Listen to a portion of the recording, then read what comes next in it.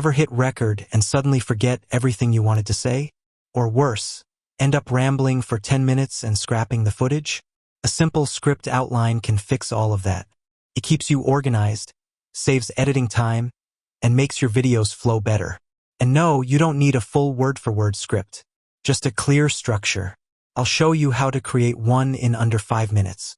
Before we start, hit that like and subscribe. I post more creator-focused guides every week.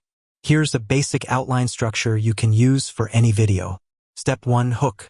Start with a strong hook in the first 10 seconds. Ask a question, show a teaser, or mention the viewer's problem. Example: tired of your videos getting skipped?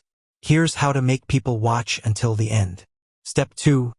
Introduce the problem. Quickly explain why this topic matters. Set up what you'll solve in the video. Step 3. List your main points. Break your content into 2 to 4 clear points. Example: Step 1. Write a short intro. Step 2. Organize 3 key talking points. Step 3. Add your call to action. This is your guide when recording. Step 4. Outro. End with a call to action. Ask them to like, comment, subscribe, or check your other content. If this outline method helps you script faster, like and subscribe. I'll be sharing more creator workflows every week.